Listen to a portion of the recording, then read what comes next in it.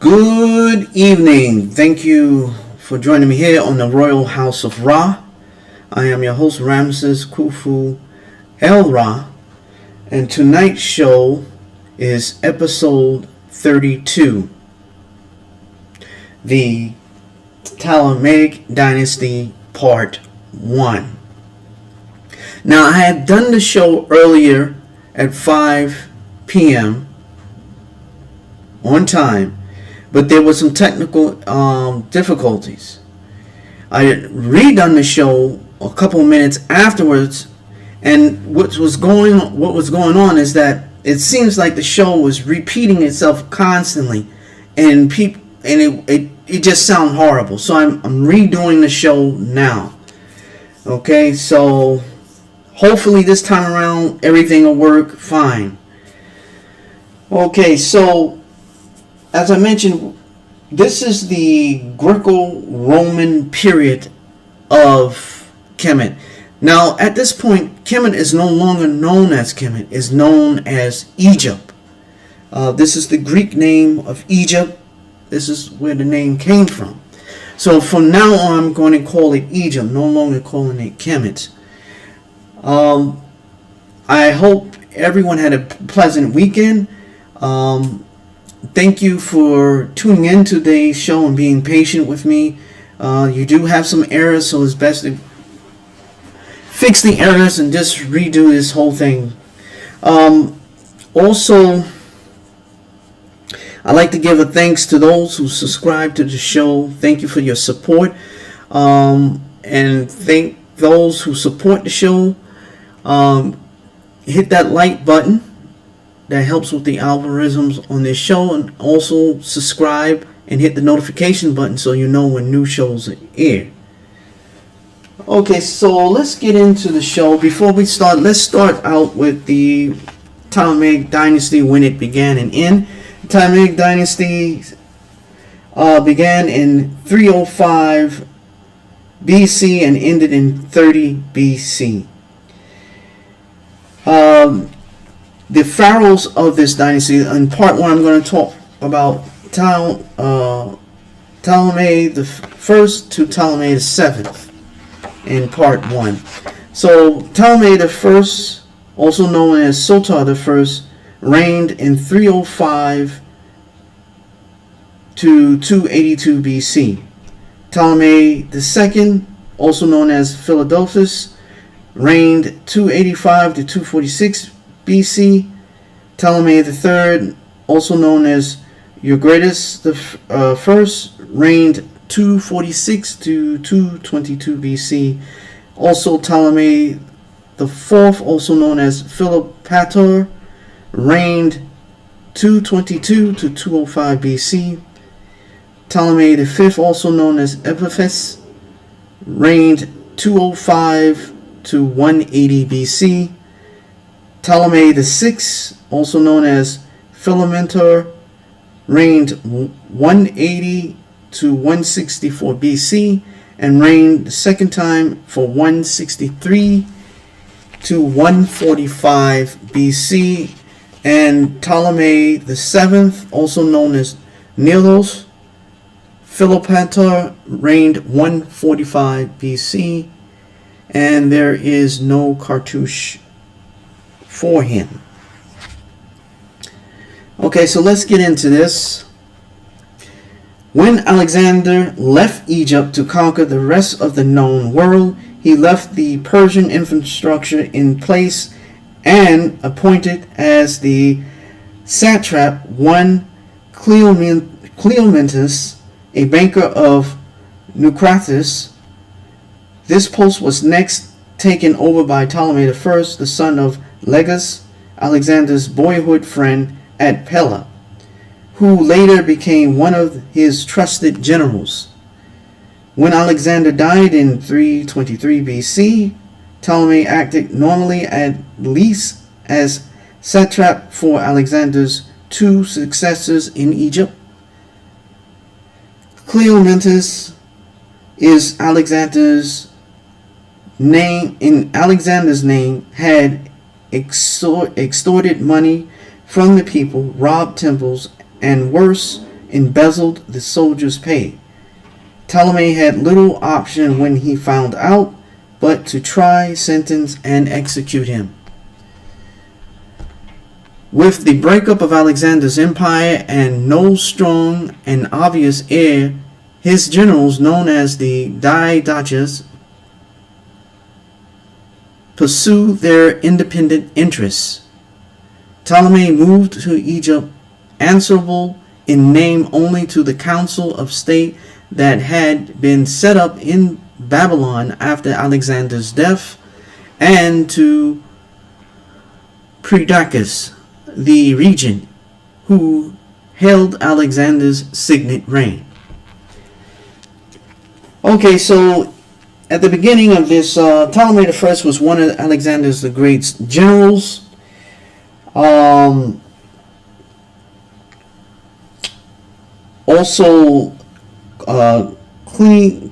Cleomenes, he was the first satrap. A satrap is a governor of a province, and he extorted money from the people, and he embezzled the money from soldiers. So that was already signed your death warrant. And when Ptolemy found out, he did away with him. And then the Diadochi is the generals, known for the generals of Alexander the Great's army. At this time, this is when these individuals were started fighting for Alexander's empire. After Alexander the Great died, he had no strong heirs to claim his throne. So let's go into this further. At Babylon, Alexander's body had been prepared for the long journey back to Virginia, the royal burial ground in Macedonia, where Philip II's tomb has been found in recent years. On the journey at Damascus, Ptolemy made his most astute move. He kidnapped the body on the pretext that Alexander had wanted to be buried in the shrine of Amun at Sawa. The body was taken first to Memphis, where 9 years earlier Alexander had been crowned pharaoh, pending the completion of the Sawa tomb. In the event, the tomb was built at Alexandria. According to Strepel, it was located in the area of the royal palaces known as the Sema. Although Octavian Augustus visited the tomb, it has never been found, and the site is now probably under the sea, the coastline having shifted since then. With Alexander's body under his control, Ptolemy had an immense political and religious advantage, and Perdiccas realized this.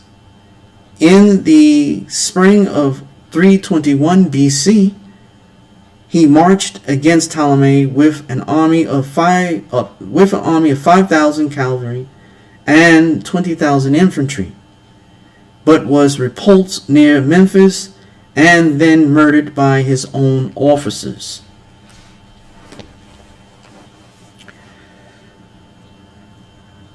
The Daci continued the war amongst themselves, although Antiochus, commander-in-chief of the Grand Army, endeavored to keep them under control by a firm policy of repression, replacement, and execution where necessary.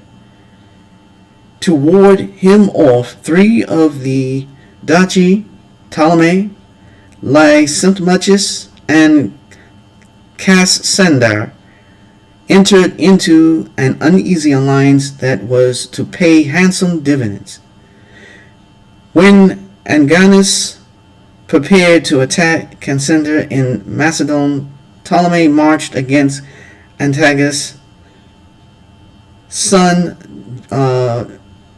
Demetrius Polycrates, and defeated him at Gaza in 312 BC. A peace treaty the following year confirmed Ptolemy as satrap in Egypt. Wars amongst the Daci continued. Ptolemy lost the sea battle of Salamis in Cyprus against Demetrius in 306 BC, but held Antigonus back on land the same year at Gaza. At the Battle of Epiphanes in 301 BC, Antigonus was killed, and the three allies divided the spoils of empire between them. Ptolemy added Palestine and Lower Syria to his Egyptian empire, and under his rule they prospered. Ptolemy had secured his link back to the Pharaonic line by marrying a daughter of Netanel II, but she had been set aside in 320 BC for Euergetes, daughter of Antipater, region of Macedon. Okay, so, the three generals went against the commander-in-chief because they wanted to shoot their shot to have a fair share of Alexander the Great's empire. Antigonus was in the way, so they had to take him out. They went to war with him. He died and was killed. Now, the body of Alexander the Great was taken by Ptolemy. Ptolemy understood by taking his body, he represented a strong political and religious factor for him. Now, also, Ptolemy married a daughter of the last indigenous dynasties of ancient Kemet. Now, as I mentioned earlier, this was a common practice in Kemet at that time. So when a new dynasty came about, they always married a princess of the previous dynasty to legitimize their right to rule. But when Ptolemy did that, he automatically cast her to the side and married his Macedonian Greek and had children with this woman. So let's go on with this. By her, Ptolemy had 4 children, and then another 3 by Bernice, a widow, lady-in-waiting to Euergetes, who had already bore 3 children, one of whom, Magus, was later to become king of Carinthia. The Ptolemies were monarchs in the great outside world of Hellenic rulers. In Egypt, they continued the line of God King, paying lip service to the prominent priesthood that, with an excellent civil service, kept the country stable and prosperous. The Ptolemies and also many of their queens appeared on the coinage portrayed in fine Hellenistic royal style. At the same time, in Egypt, they appeared on temple reliefs with full pharaonic trappings, essentially in the old styles, tempered by Mediterranean artistic influences of more rounded limbs and fleshier bodies. Generally, only the cartouche make it possible to identify them individually. So bland are the representations on the reliefs. Problems arise with some reliefs where the cartouches were left empty of a name, there being uncertainty as to who would be on the throne at completion. During Ptolemy I's reign were laid the beginnings of the many vast building projects of temples and towns that were to follow throughout the Ptolemaic Dynasty. Chief amongst them was the Pharaohs lighthouse of Alexandria, actually completed in Ptolemy II's reign, that became one of the 7 wonders of the ancient world, and the library that became one of the great centers of learning. The finest extant temples in Egypt are all of the Ptolemaic period, Dendera, Edfu, and Philae, and many of them, like European cathedrals, were added to and embellished by several rulers over a long period. Most of these temples seem to have been built exactly over the sites of earlier structures, which makes it extremely difficult to ascertain their previous building history. In 285 BC, Ptolemy I took as co-ruler one of his sons by Bernice, who became sole ruler as Ptolemy II Philadelphus on his father's death in 282 BC. His was a successful reign which saw the expansion of Ptolemaic possessions around the Mediterranean and internal stability in Egypt. Ptolemy III Euergetes had been brought up by his stepmother Arnusnae II and succeeded to the throne at the age of 30. He married Bernice, the daughter of his half-uncle Magas, king of Carinthia. Shortly after taking the throne, Ptolemy was called to the support of his sister Bernice, wife of Antiochus II in Syria. Court intrigues, thereby the king's first wife, Lydis, had led to his death by poisoning, and before Ptolemy could reach Antiochus, the death of his sister Bernice and her son, his young nephew. Ptolemy sacked Antiochus in revenge for their deaths, and then continued campaigning into Babylonia for the next 5 years, leaving his wife Bernice as head of state with a panel of advisors. When trouble erupted in Egypt, he returned rapidly to put down the dissidents. Ptolemy III began building the great temple dedicated to Horus at Edfu in the 10th year of his reign, 237 BC, but the main structure was not finished until 231 BC in the reign of his son. The temple was formally opened in 142 BC under Ptolemy VII, although the reliefs on the Great Pylon had to wait until Ptolemy XII to be completed. Okay, so under the Ptolemaic dynasties, there was many great temples. On the Ptolemy XIII built many great temples. Also, one of the 7 wonders of the world was the Pharaohs, which is the Great Lighthouse. That's no longer standing, and also the Library of Alexandria, and many other temples. Also, they kind of built over certain structures. So let's go on with this.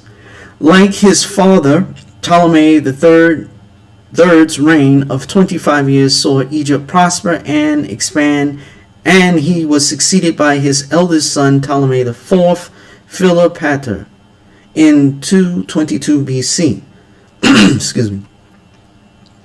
Unlike his ancestors, this Ptolemy led a dissolute life, aided and abated by Sisyphus, an Alexandrian Greek who had integrated himself into high office and made sure that he was indispensable.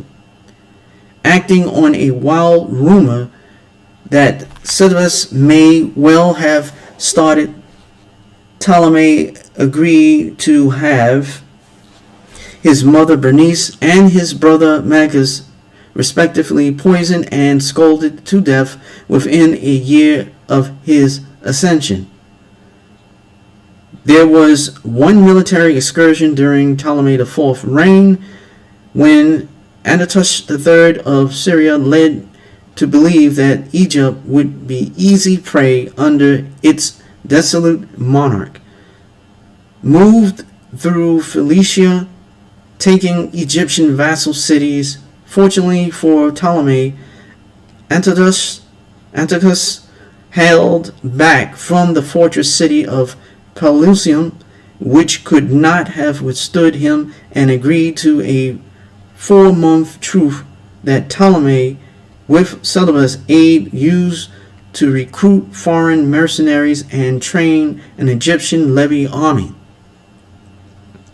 At the Battle of Raphia in 217 BC, Ptolemy triumphed over Antiochus, but the Egyptian recruits had realized their own strength, and there were revolts in the delta. Ptolemy IV married his sister Arnesnu in 217 BC, and she produced an heir 7 years later. The king then turned his affection to another woman, Agathia, who, with her brother Agricola, encouraged his excess. They were probably the cause of his death at the age of 41, leaving his sister wife Arnestu, who was soon poisoned by Sisyphus and Athocles, and his young son, who became Ptolemy V. The conspirators then appointed themselves the 5-year-old king guardian, but suspicion about the events had been aroused. Matters came to head when the popular general Thermos, who held Egypt's eastern frontier fortress Pelusium, rescued the king, and the mob broke into the royal palace at Alexandria and lynched Alecus and his sister Eleglia. The map of Ptolemaic possessions and naval bases around the Mediterranean was shrinking as other rulers took advantage of Egypt's internal weakness to seize them. As an endeavor to settle the civil commotions, it was decided to crown the now 12-year-old Ptolemy V as king at the old capital of Memphis, and make grants of land and tax remissions. Much of this is recorded in the decree of the priests of Memphis in 196 BC and inscribed in 3 scripts: hieroglyphics, Demonic, and Greek, on the Rosetta Stone found in 1799. An uneasy peace was made with Syria in 192 BC when Ptolemy V married Cleopatra I, the daughter of Antiochus the Great. In the last 13 years of his reign, they had 2 sons and a daughter, of whom the elder boy became Ptolemy VI Philometor at roughly the same age as his father had become king. His mother acted as regent, but when she died 5 years later, 2 greedy officials, Euergetes and Leonidas, appointed themselves guardians, much as had happened under the previous Ptolemy. They were foolish enough to declare war on Antiochus IV in 170 BC and were soundly beaten near Pelusium. The young Ptolemy was now Antiochus' prisoner, and so the Egyptians declared Ptolemy's younger brother, also Ptolemy, and his sister Cleopatra king and queen. The curious situation thus arose of there being 2 Ptolemy's brothers, both normally declared rulers of Egypt. Both sides, the Egyptians on behalf of the younger brother Ptolemy Euergetes and Antiochus holding Ptolemy Philometor his own nephew, appealed to Rome as the major power for aid. The outcome was that Ptolemy Philometor ruled in the old capital of Memphis, and his younger brother Euergetes in Alexandria with his sister Cleopatra. Antiochus IV returned to Syria in 169 BC, but he was still a dominant power in Egypt by virtue of his protection of Ptolemy VI, which was an to the brothers and sisters alike. They therefore joined forces and appealed to Rome for help against Antiochus. Antiochus, for his part, marched to Pelusium, where he demanded control not only of this frontier fortress, but also Cyprus and Egyptian possession. Both were denied him, so he marched on Memphis and then turned north to Alexandria. At that moment, Rome's hands were tied because of her involvement in the Macedonian War with Perseus. But on 22nd June 168 BC, at the Battle of Pydenia, Perseus was defeated. Rome was now free to respond to the Ptolemaic plea, and a three-man mission sailed for Alexandria, led by Cassius Populus Leonidas. The confrontation between the Senate's representatives and Antiochus IV took place in July outside Alexandria at Eleusis. The Senate's decree was that Antiochus should vacate Egypt and Cyprus immediately. He asked for time to consider. Populus refused, and taking his stick and drawing a circle in the sand around Antiochus' feet, demanded his answer before he left the circle.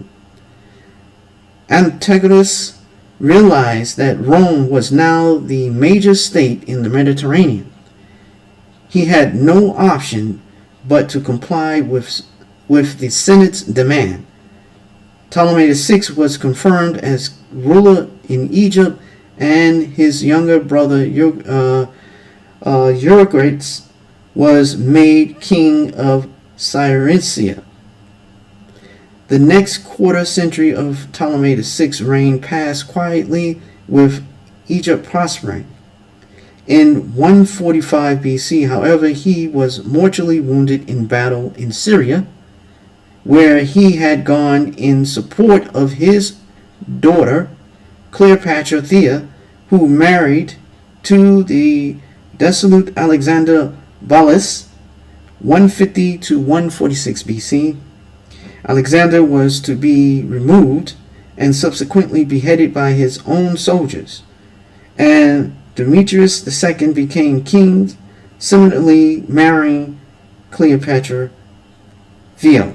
Okay, so that's what you have it with the Ptolemaic Dynasty, the Pharaohs, the first 7 Pharaohs. There was a lot of political intrigue, there was prosperity, great buildings and works, and a lot of fighting between the family over power. It even gets even worse as we go even further. So the next show will air Monday, May 16th at 5 p.m. Pacific time. No, excuse me, 5 p.m. Central Time, 6 p.m. Eastern Time, 4 p.m. Mountain Time, and 3 p.m. Pacific Time. So, once again, thank you for your support. Thank you for tuning into the show. Continue your support of the Royal House of Ra. And remember to like the show and to subscribe as well. Thank you. I am your host, Ramses Khufu El Ra. I look forward to seeing and hearing from all of you from the next show. Thank you for your support. and enjoy the rest of your day and your week. God bless.